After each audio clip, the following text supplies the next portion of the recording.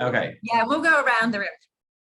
I wanted to just officially welcome you all to our October 2022 meetup with the Fortune Builder Group here in the Bay Area crew and those that are beyond with me joining us with virtually. Very happy to have you. I'm Laura Caruso, if you don't already know me. And I think, you know, many of these same faces are do pop up on here, which is awesome. And we do know each other a little bit, but we always get like some new faces like we have even here this evening. So we're super excited about that. My husband is here and he can introduce himself. We kind of focus a little bit of everywhere: short-term rental, self-storage, we've done some rehabbing, and now looking to actually, now that there has been such devastation south of us, like really, is there something that we can do to be impactful and helpful in that situation and not be necessarily people that are like vultures just looking to buy houses? Like really, how can we help? So those are just some things about us, but I'm going to let the people here kind of I call it the hot seat because I can't move this cord, but so far, so they're going to introduce themselves, and then I'll have the people online introduce themselves, and then we'll go with you, Brian. So we'll shuffle in and out of Laura's chair. Hi, I'm Jerry Brett. We're in my conference room meeting here today. We do new builds, basically. I've done rehabs in the past. I own a few rentals, but our focus is on new builds. We have 15, 16 new builds at various stages at the moment. Probably 7 or 8 of them are construction sites today. Some are permitting in various stages, but that is our focus. One day we do intend to have more rentals, but not as many right now. And the same thing, very, very blessed. It just missed us. My wife and I were talking about the fact we live here on Davis Island. And if that storm surge had hit here, we'd have had 6 foot of water in our house. So for starters, we'd have been inconvenienced. We'd have had to move and figure someplace else to live. We'd have had a $5,000 or $10,000 insurance deductible to cover. So I'm going, well, then why don't we spend that $5,000 or $10,000 or we would have had to pay without any choice by helping somebody else out who's in a bind. So we're trying to figure out what we can do. Like Laura said, what can we do to help without seeming like we're vultures coming in and taking advantage of the circumstances. And that includes that we own 2 houses in Pinellas County that are sitting empty right now. We're going to tear them down one of these days. So we're just trying to figure out what we can do, but mostly we're doing new builds. Thanks, Jerry.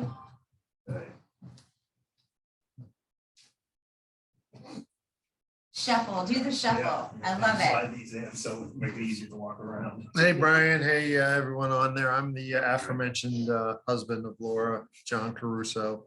Appreciate your time coming on, and she pretty much summed up what we're into. So I'll let the rest introduce themselves.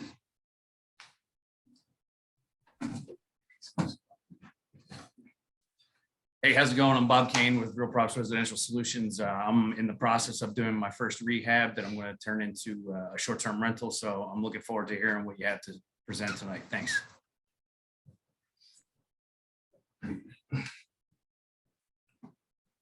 Hey guys, I'm Dylan from Gentee Property Group. We have a small business, me and my brother. He's actually in Boston. I just moved out to Tampa about a year ago. We do fix and flip, wholesale, short-term and long-term rentals.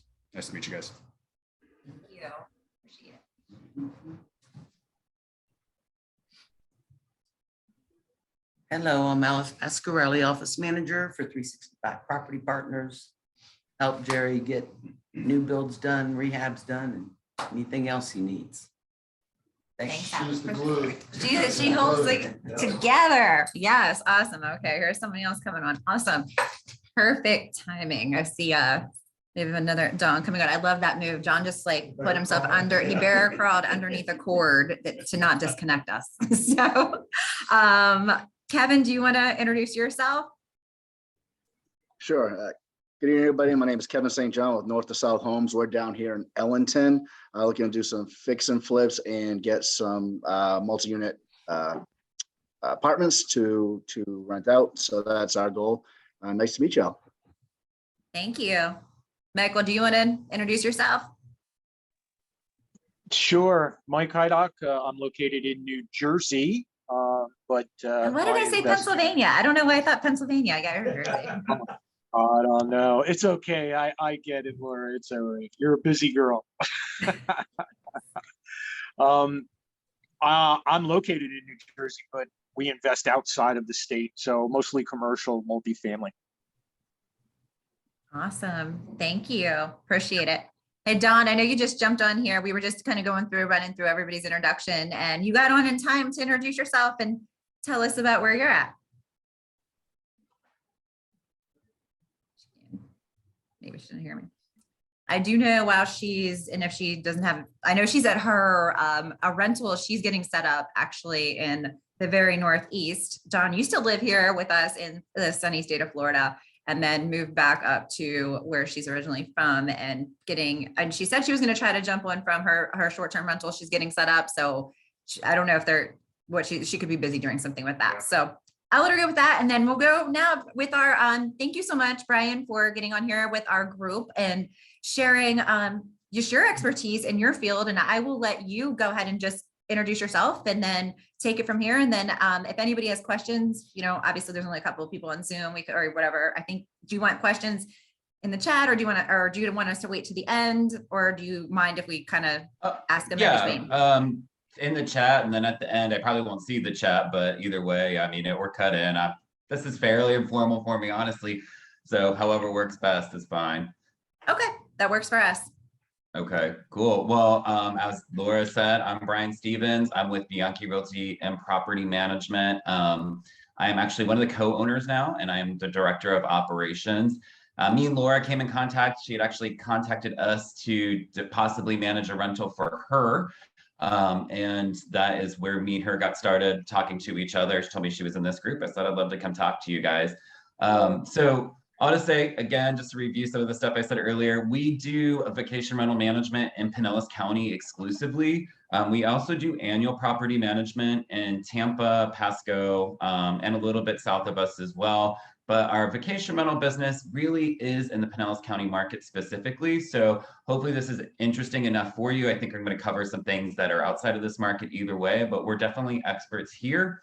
And then of course, annual, it's a little bit broader. And I plan to talk a little bit about what we do with annual side too, and why real estate investment is always the right way to go, because you just have options no matter which way you decide to market that property. So we've been in operation. I've been with this office now going on almost 9 or 10 years. I'd have to actually do the math, but we've been in operation for almost 40 years in this area. So Brenda Bianchi is the founder, and she's the broker of this operation. We also run a sales division. It's called Your Home Sold Guaranteed Realty. And all 3 of these operations are actually underneath the same roof right here in Seminole. It's a very small office, but we do have 3 different segments of our business. So one of the things that I always like to bring up though is that, and I hear all of you guys have your own investor groups and your own LLCs going on. The reason why we divisioned our teams as property management and vacation rental management is because they are very different animals. And what happens, and how many of you probably have a real estate license? So we all know to get a real estate license, it's not like a super intense thing to do. And so what ends up happening is a lot of people become property managers just because it was easy enough for them to do that. And it's kind of their side gig in between them doing sales. So we are specifically divisioned, even though every single person on our real estate management team is licensed realtors. This is our full-time jobs. It's what we do 40 hours, 50 hours a week, really. But all to say that if you were interested in talking sales with us, we absolutely have an amazing sales team. We work in tandem with them quite a bit, especially when investors are coming to us. And we'll dive in a little bit how that works as well. But all to say, as a property management team, if you look me up on MLS, you'll see Brian Stevens hasn't sold a house in a very, very long time. It's because I've been doing this entire time. So the other great thing about our team is almost every single person on it actually owns investment properties. So I think that us being in real estate investors and also believing that this is a really great way to build wealth gives us that upper hand on being able to tackle those concerns that we know are innate to owning property, and makes us better at our jobs as well. One of the organizations, does anyone here know what NARPM is, the National Association of Residential Property Managers? Never heard of them. Okay. No. So what's great about NARPM is they are a national network that requires their own education and requires their own code of ethics for you to be a NARPM member. And so this is one that we are very, very proud of. And the best example I can give of working with NARPM and how it was super beneficial for owners that work with us is during this eviction moratorium. So on our side, we were very fortunate in our entire portfolio to not have a single tenant not pay rent And other than like the typical where it can come up, but for the vast majority, no one tried to take advantage of that moratorium on our side. However, we did place one new tenant, and NARPM had gotten ahead of this. They knew that this was coming down, so they sent out to every single state chapter, based on your laws, put this language in your leases and put this in your renewals, so that if you come across this, you actually have some leverage. So we did exactly that. We get to lease. We always get certified funds on that first month's rent. And that deposit. So we had this. This is somebody we just screened very thoroughly. Month number 2, they tell us, I'm not planning to pay rent. And not because they didn't have the money. We knew they had the money or we would have never rented to them, but because they misunderstood this as their right as a tenant. So we went right back to NARPM and we said, well, how do we get this person out? We have this stuff in there. They connected us with an attorney. We had that person evicted during that moratorium on month number 3. We had a new tenant in their place. That owner lost out on very little income. So you wouldn't know that as a single landlord or as a single entity, owning property, that NARPM, this is that difference that you get. So whether you work with us as a property manager in the future or not, I can't say anything better than NARPM, because we're rubbing elbows with the guys who run 5,000 properties. So even though we're mom and pop, we're still getting those institutional pieces that really, really make us better at what we do. So on the vacation rental side, this is what I say is the core data that everyone needs to know about the Pinellas County vacation rental market. Now, I understand some of you already own properties here, so this might not be that much news to you. I mean, everyone's pretty clear on some of this stuff. But so Florida, we all know too, if you live in the area, the population boom, it is happening here. We're seeing tons of new builds. It's great. I think that Florida, I've lived in several different states. The way we've structured our development laws should be the template for every state. It makes so much sense the way we build here, but we've added 600 new residents a day in 2021. We've had 3 years in a row as the highest population growth out of all 50 states in the country. And we have about 15 million tourists that visit the St. Pete, Tampa area every single year. What this means on the short-term rental side. So one of the things that I want to say is short-term rentals have been here forever. I mean, we've had vacation rental management as part of our profile for decades now. So there's always been, long before there was even Airbnb or VRBO, you could still go rent at the Breakers or Anglers Cove, and you would literally physically pick up a key and you pick up a printout, and that's how you get your vacation rental. It's been going on here for a long time, but Airbnb certainly changed the game, and there's been a little bit of a gold rush on the vacation rental side for this area. So right now, at any given point, if you were to log on to VRBO or Airbnb, you're going to see over 3,000 listed vacation rentals just for this area. So super, super high saturation point. That's a lot. It's a lot. It's very much a lot. Yes, it is a lot. So what this looks like is what I always tell people when we've actually, just to say, in our own office, we have almost decided to not even onboard vacation rentals until after the low season. And that is because if you're starting right now, if you launched a vacation rental in Pinellas County in September, you'd be sweating right now. You'd be like, wow, I'm not going to make any money on this. I need to sell. And we always tell people, you really will not know how your vacation rental is going to perform until January through July, essentially. And that's because we have a very, very strong, distinctive booking season. And it's been this way, again, ad nauseum for like 30 years now. So January through April is peak season. That's when we expect to see 90% occupancy to 100% occupancy. It really just depends on how we're marketing your property. Based on, some owners are like, I only want weekly rentals. Some are saying, go ahead and take that full snowbird for the 3 months. It really just depends. But January through April, super high occupancy, and that's exactly what we expect to see. Mid-season is really held down by the month of May. So May really drops off in bookings, and that's because that's when school's finishing up and all the snowbirds have gone. So we get a much lighter booking season in May, but come June, July, we should be back to those hard-hitting numbers, about 90% occupancy. Depending on where the school year falls, that's when we see where August does. So it's sort of funny, you can almost map on the school year, like, okay, so we now know New York started August 22nd, but we know that, Illinois started August 14th, because that's where all the bookings are coming from in the month of August.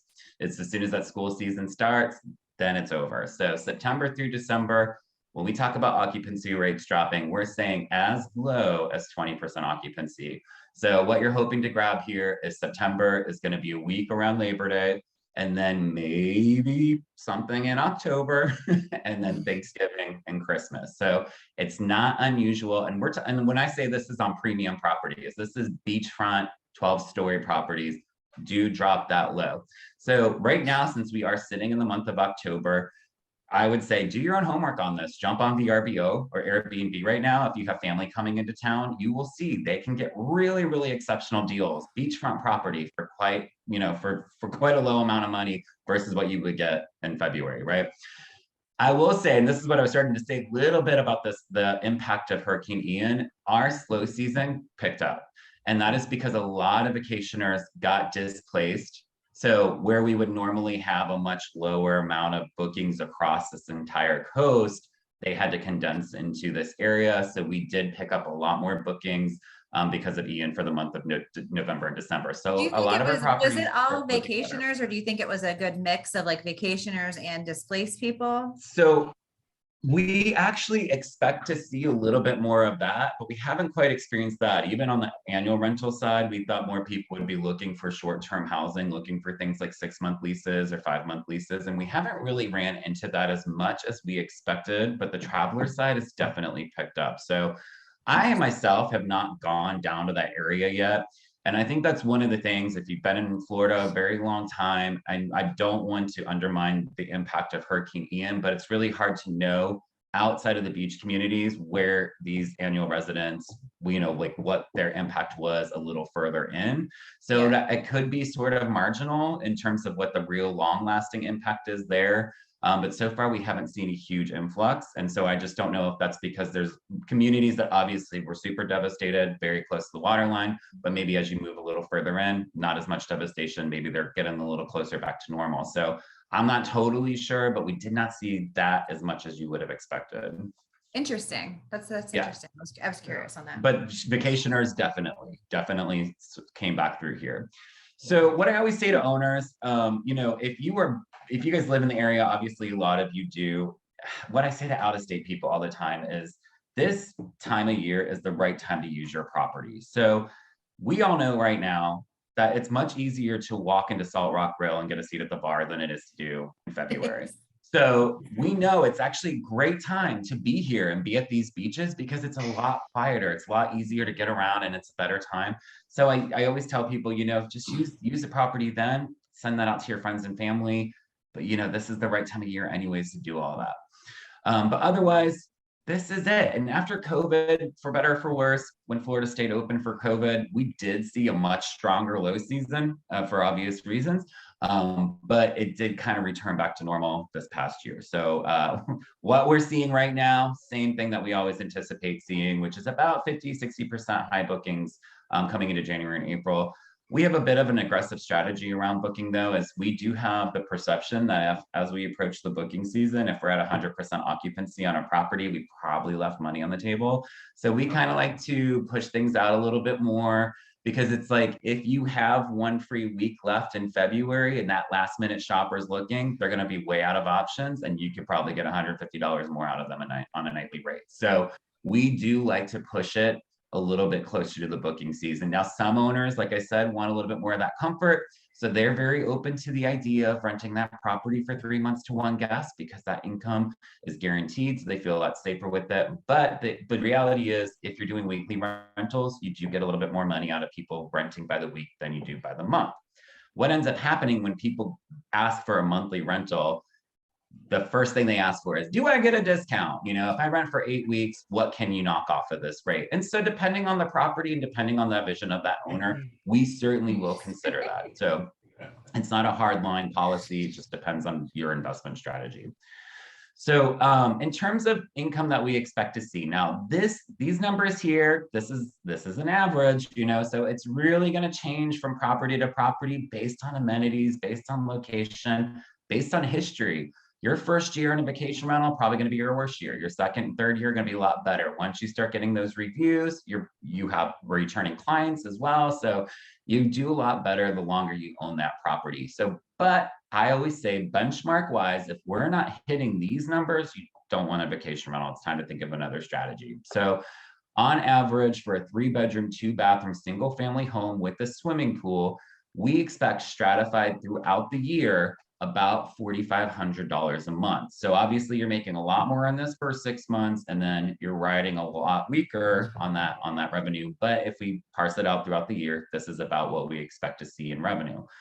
2-bedroom, 2-bath condo near the beaches, about $5,000 a month. So again, amenities, location, all this is going to make a big difference. But we as vacation rental managers at this point, we pretty much won't take on anything unless you're meeting these metrics anymore, because it ends up being a lot of work for us. And we pretty much tell owners, and Laura, you could probably admit, I'm like super brutal honest when I'm assessing properties. So yeah, so we will tell you, we really want to see these metrics. Of course, there's other reasons why we might take it on. But this is your baseline. The other baseline here that you need to keep in mind is, if you're thinking about condos, is what the monthly minimums, or I'm sorry, what the weekly minimums are. So if an HOA requires 2 weeks or more, run the other way, that means that there's owners inside that property, inside that HOA. So they're going to try to make booking that property super, super difficult. So 2 weeks or less,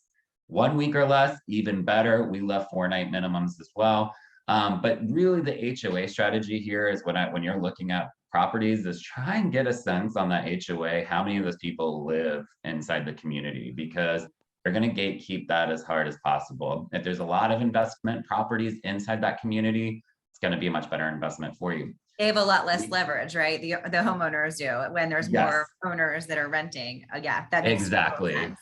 Exactly. And the truth is, HOAs can in fact change their bylaws. So we have had HOAs stop allowing short-term rentals, and those owners have had to sell that property. So it can happen, which is another reason why you want to take into consideration how many of them are owner occupied.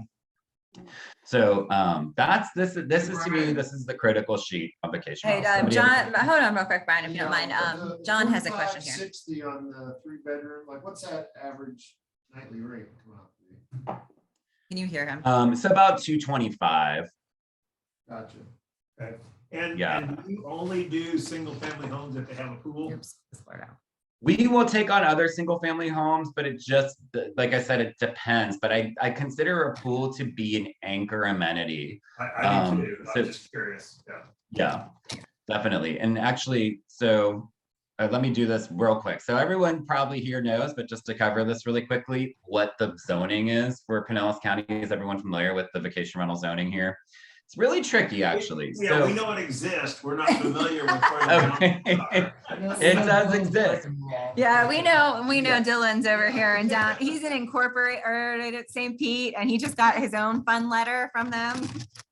Got it. Yep. So I've got a lot to say about the zoning. All right. So first of all, the truth is the state of Florida passed a law, I think in 2011, don't quiz me on this, but it was 2010, 2011, that essentially said no new vacation rental zoning allowed. But if you were already in an incorporated area that had laws on the book against vacation rentals, those did get grandfathered in. And so then in addition to that, are you guys familiar with Burt Harris? So Burt Harris has since become law as well, which essentially says that local cities can't really tell you how to run your property if it impacts the value of that property in any sort of way. So there's essentially 2 laws at the state level that really protect vacation rentals. But that being said, a lot of Pinellas County actually already had zoning laws. So the incorporated area of St. Petersburg, incorporated Clearwater, Tarpon Springs, unfortunately, all of them definitely have law regulations against it. And then all of these beach communities, for the most part, have it as well. And what's really difficult, so this map here, the thing about this map is this is not even a full picture, because each of these little colors is in fact its own little city, and each of those blocks have their own zoning as well. Now for a condo, HOAs are going to overrule whatever that is. Obviously those bylaws were established when they permitted that building. So condo communities, as long as they have that 4-night minimum, like I said, or 2 weeks or less, you're safe there. You don't have to worry about zoning. But single family, multifamily, definitely going to get an impact. Right now, I don't know if you guys are aware of this too, but Reddington Beach is actually going to court. So we had properties on Reddington Beach that were single family. They took a vote in March of this year and essentially are trying to now enforce no short-term rental regulations there. So they are being sued. There was an emergency order that stopped them, but it's gonna drag out. That's what happens with these things. So all of our owners are now converting to annual, or we have one that's writing it out, but they basically have a class action lawsuit just from people who own property in Reddington Beach. So it's an ongoing issue, but ultimately when you work with us, if you're coming to us as an investor and you're wanting to make a purchase with our sales team and have us manage, we're gonna walk you through all of this to make sure that you're getting a property where we can actually do short-term rentals. To me, the It's a rule of very thumb here colorful is screen. It's a very, very colorful Yes. screen. it's all the zonings. I know, it's wild, right? And is everyone in there able to see the screen, or is it just you, Laura? Yeah, we have, Okay, yeah, got we're it. connected Cool. to a Okay. big screen. We have a big screen. Good to hear. And Brian, regarding that, if we wanted to buy a short-term rental, if I just said, hey, I want to buy one that meets those matrix you're talking about, do you guys help find those single family 3-2s with pools? I missed the last part of that, Laura. Oh, okay. All right. I'm getting ahead. Do you help find them? I mean, if I just said, hey, I want to Oh, buy yeah. one, you help us find one that's in a friendly neighborhood and Absolutely. meets your criteria. All right. Absolutely. Yes, that's what we want to do for you. I'm going to go over how we do performance on that. But certainly we will help you find a vacation rental or an annual rental property and always do performa for you and a market report. But the reason this map is important is because rule of thumb in my mind is unincorporated areas. That is going to be the best place to go because there's no incorporation. So you'll probably never confront regulations in your time, even if that were to change. But otherwise, yes, this part can be a little tricky. We have tools at our fingertips that makes it really easy for us to see very quickly if we can or cannot do a rental there. But otherwise, yes, the zoning map, you unfortunately have to live and die by this. Now, City of St. Petersburg, whoever you said just got their zoning letter, I know I'm not on record because I'm literally being recorded, but really what they're looking for, once you comply, they'll drop it. So, I think like the threats of, thousands and thousands of dollars can be really scary, but generally zoning's just looking for you to comply for a period of time.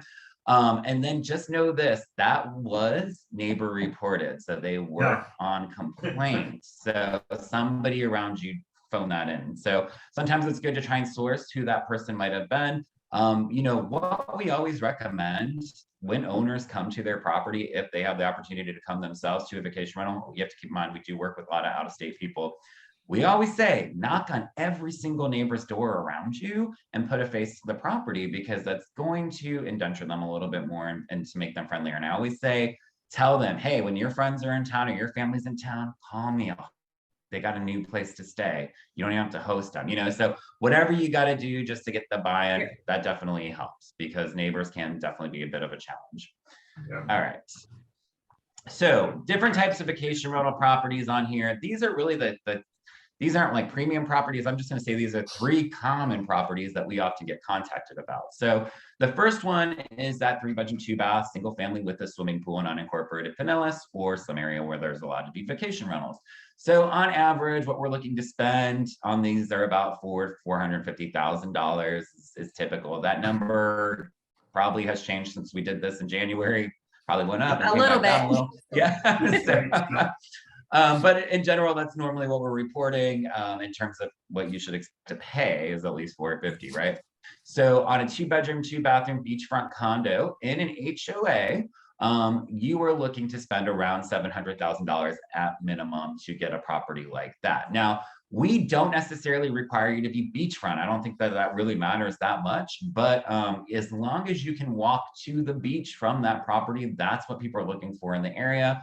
So along the barrier islands, there are a couple areas, especially like Indian Rocks and Indian Shores, where it's a little too deep, in my opinion. So we get contacted by owners who are more intercoastal than they are beach. And unfortunately, it really does make a difference in the booking. So if that beach walk ends up taking them 15 minutes, that's the first thing they say on the review. So you really do have to be like walking distance to the beach if you're doing a condo. So that's our rule of thumb.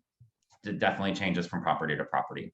Now, the other type is somebody who's like you, who they actually bought an incorporated area. I will say all the time, we talk to people on the short-term rental side who unfortunately worked with a realtor who did not realize that they could not do vacation rentals there. So this happens more frequently than it should, because I think realtors should be educating themselves on this, obviously.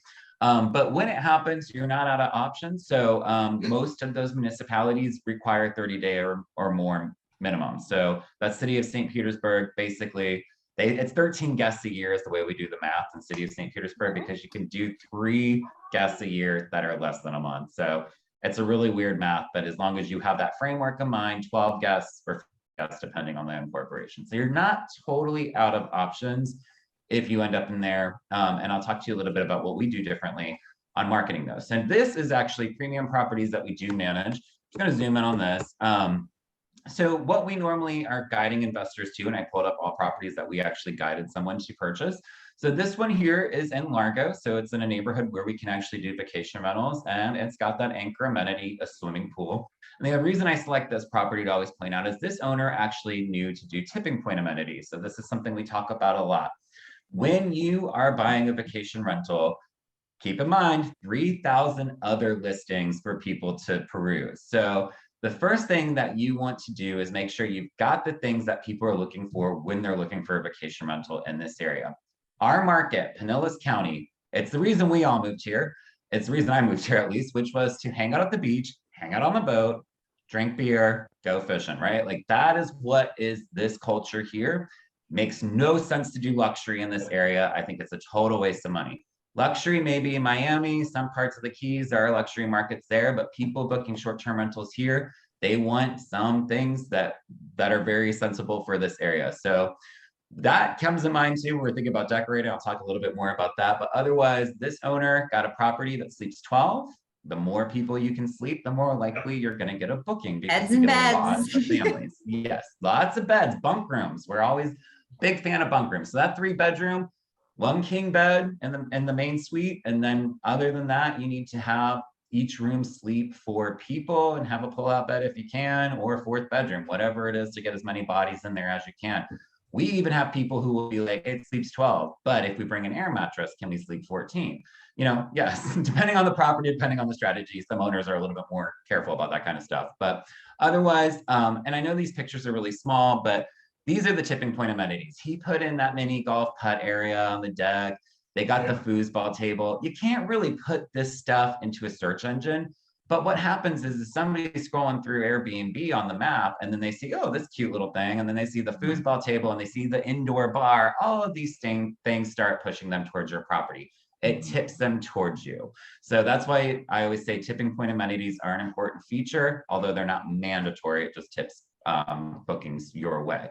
The other thing that I put in here too is what something sounds so silly, because I'm not necessarily a TV watcher, but TVs in all bedrooms, big thing in this area. It's the #1 question we get asked when people are looking to book, other than how close is the beach? How many TVs are there? So we always make sure that every room has a television. Interesting. I know, kind of crazy, right? But I will go on vacation and never turn on the television unless, you know, there's a specific reason, a game or something like that. But TVs are a big piece here.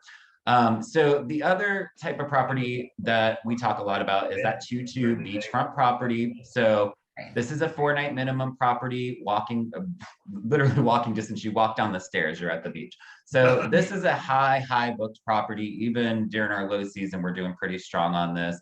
But in general, this is what I would say is your premium for the area. Now, what they paid for this property was probably about $900,000. So they just purchased it within the last 2 years. So they're using it a lot themselves. They're not going to see return on that unless they came forward with a lot of cash. But the long short of it, I mean, you will definitely make more money when you go to flip this, and then they are using it. Now, again, very basic design, very beach themed. This is stuff that people want. They don't want modern design in this area. And when we get into super luxury, I'm like, you know what, honestly, they want the sailboats and the surfboards. You know, like that is what people want when they come to this area. So they did a really great job decorating it, and it's a high performing property for us. Now, this one here, the reason I picked this one out is because this is a single family property. This is actually in Reddington Beach, or yeah, it's North Reddington Shores, I'm sorry. And as you can see, this is actually a single family property. So this is sort of a rare thing to find. And what we did, obviously, is we did the drone shots that you can see. You are literally 5 feet away from that beach, even though it's technically not beachfront. So this property also high performing property for us. And then again, you've got those nice anchor amenities. They actually turned the garage into a game room. They have plenty of parking still. So those kinds of things really help drive bookings to this property. Also, what I love about this house is it's just terrazzo floors. I mean, I know you can't really see in this photo, but they just got them polished. They put up a nice lighting fixture. Does this at first look, you're like, this is a 5-star hotel. And then as you start to unpack it, you're like, oh, okay, no, this is just really well. It looks polished very terrazzo floors. luxurious for sure. Yeah, It so does. you don't have to go too crazy in decoration. And Yes, that's the one thing I always We have come a really back quick to. question if I can stop you real quick here, Brian. Can you send yourself? Yep. Hey, Oh. I'm Dylan. I'm the one who got the letter from the neighbor. Right on. I had a quick question. Do you, so this one looks like you're getting a 170 a night for it? Well, so keep in mind, I actually screen capped these for you guys today, and that's because we're in our low season. So this is what you would get if you were trying to book right now. So this is definitely not an average number. This is just a screen cap from a Do listing. you guys utilize the dynamic pricing features of the booking sites at So- all, or do you kind of do it yourself? Yes, there's tons of pricing tools out there. And certainly what we do is lean on that information. One of our guarantees to owners is that we actually change the pricing by hand. And I think it's because ultimately you want someone to be assessing that data, but then getting aggressive if we need to get aggressive. I think when we've turned on, we haven't used it in probably about 2 years or tried it in the last 2 years. But when you turn on smart pricing, we felt like they, especially in our peak season, and unfortunately with the smart pricing, you cannot select certain months. You can't be like smart pricing only October through December where you might want it. It's going to smart price that whole year. And then you get screwed because they saw an influx of bookings in February, and to keep you competitive, they dropped your rate super low. So we're not huge fans of it. Because what it's trying to do is just keep you booked and not necessarily trying to keep you booked at the highest dollar possible, even though that's what they're promising you. So I always say to owners, would you rather an algorithm or a person decide what your property is worth? So we use that data, but we do recommend if you're self-managing, do it by hand. And I always, like I said, and I know this depends on strategy, be aggressive with that pricing and don't be afraid of not being 100% booked for your booking season, because it will start booking in as you get closer. So we're big fans. If you look at our calendar super far out, it'll be like 475, and then we might get down to like 375 or 350, but ultimately we start out really high on the peak season so that we don't leave money on the table. At this time of year, do you have any bookings already done for January, February, March? Freeze. I think we might have froze. I'm probably not gonna move in. Can you hear me, Brian? Yeah, so Oh, there you if you want to see some influence to how we drop that price down by $200 or $150, but leave the rest really high. So we'll do that just to see if we start getting inquiries. Okay, can you Did you repeat have that a another little question? bit? Because it was we were Yeah, it unstable froze and up on it our froze end. up on our end. So after Jerry Oh, asked the question got it. about the January through February, we kind of just lost you for a minute. Yeah, right on. No problem to repeat. So what I was saying is we will aggressively book those high seasons. And then if we're not getting inquiries, like we definitely want bookings by now. So we will drop a week or two. So we'll handpick 2 weeks, first 2 weeks of February, and drop that rate by $150 or so. And then make sure that we're getting inquiries, make sure that we're getting impressions that people are viewing that property. Once those 2 weeks fill, we feel a lot better. We keep our pricing where it is. So that's really our pricing strategy, is to be aggressive, but not drop the whole month. I think that that's a mistake you can make during peak seasons, is to drop a whole month because you're hitting the panic button. Just grab a week or two, grab a weekend and drop that rate, and then see if you get a booking there. Does that make sense? Yep, that does. Okay. That was helpful. Very helpful. Okay.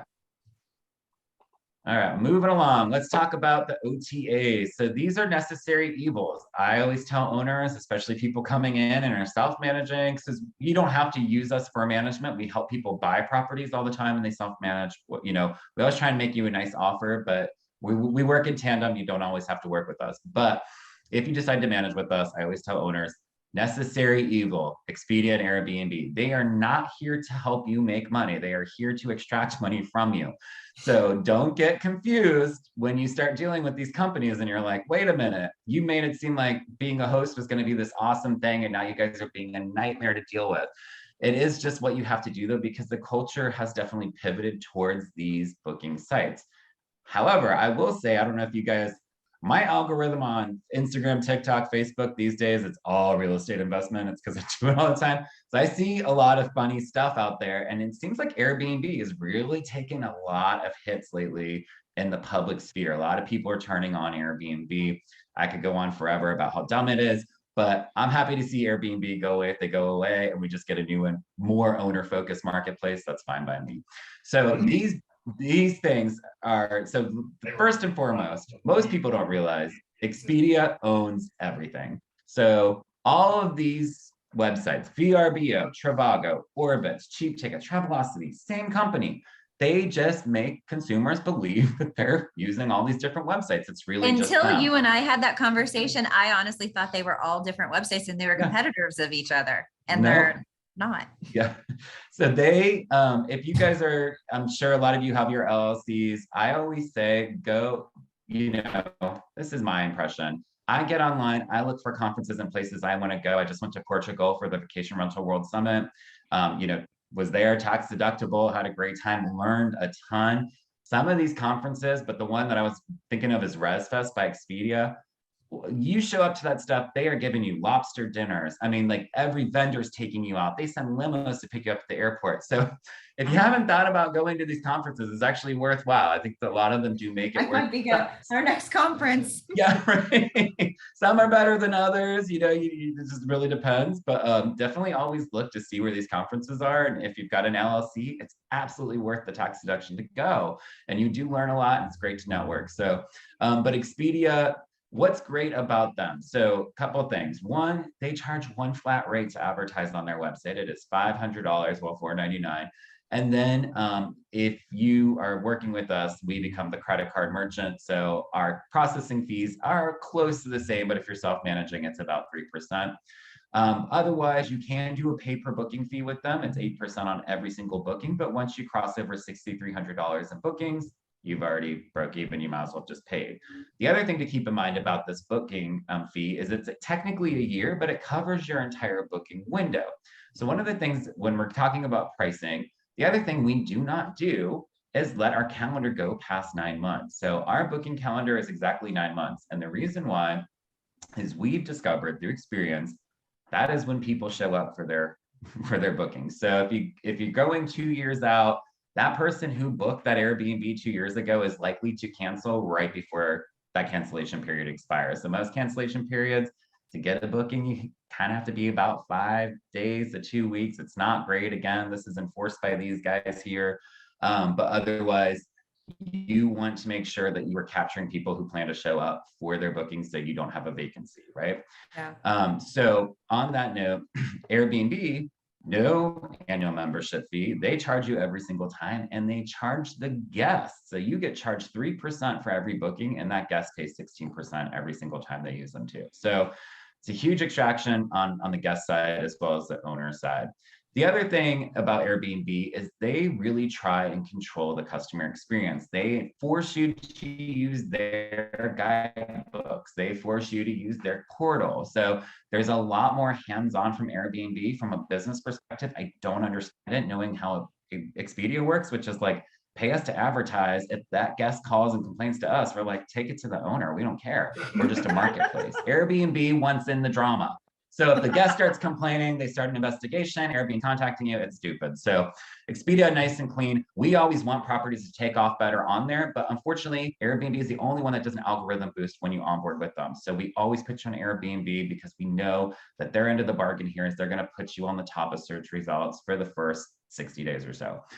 Expedia, on the other hand, once you are on with Expedia, oh, I lost my train of thought here. So Airbnb put you up there. Oh, Expedia impressions you. So they'll pixel every single time somebody clicks on your listing, which means now their data is being tracked by Expedia and they're going to get stopped. So if somebody clicks on your listing on VRBO or Expedia, every time they get on Instagram, Facebook, wherever there's ads, they're going to keep seeing your listing over and over again. So it's a really cool thing that they do.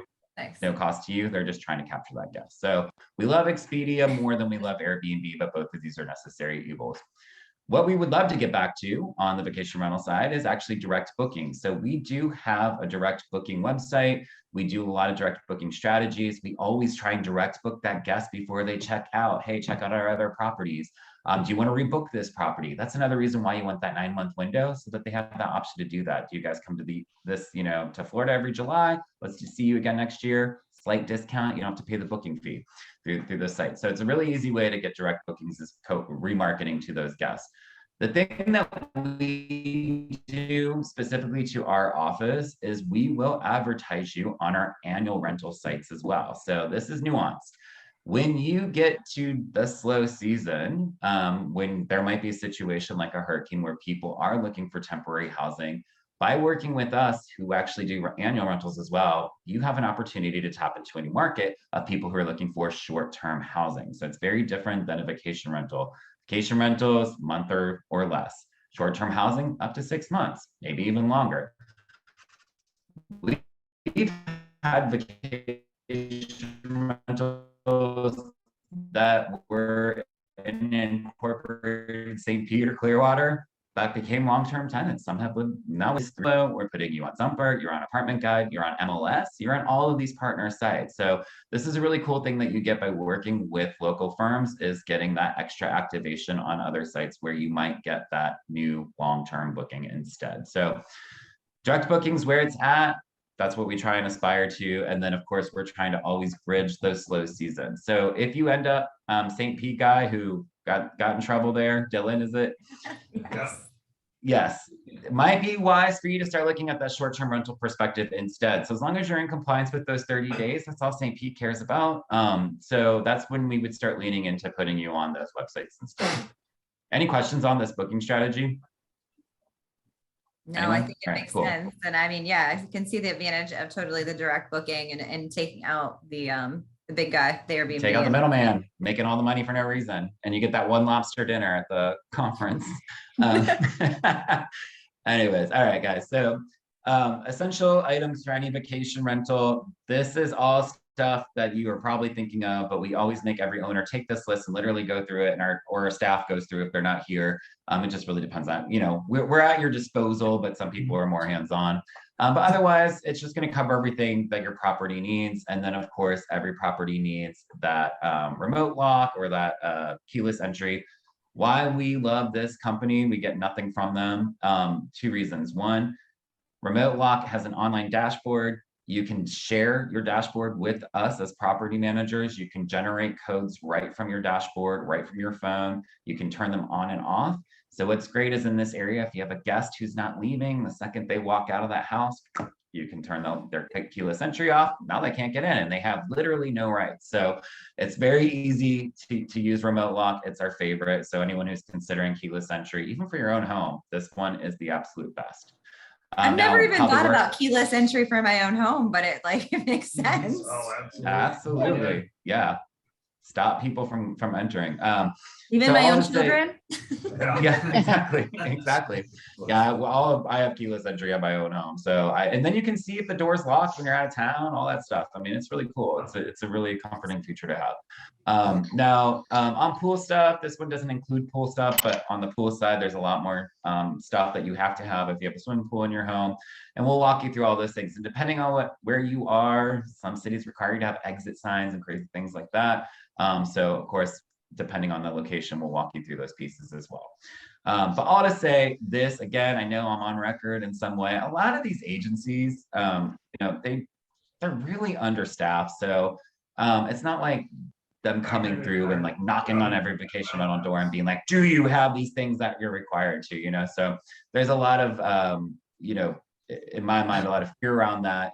I'm always telling owners, it's not really that scary. We'll get it figured out. And in fact, I've discovered, because we actually had to go through an audit, these tax bureaus don't even talk to each other. None, no interaction whatsoever. So you pay 6% tourist tax to Pinellas County, you pay 7% sales tax to the state of Florida. those guys aren't friends. They don't talk. So it's much looser once you get into it than you actually realize. Of course, we will pay your taxes for you.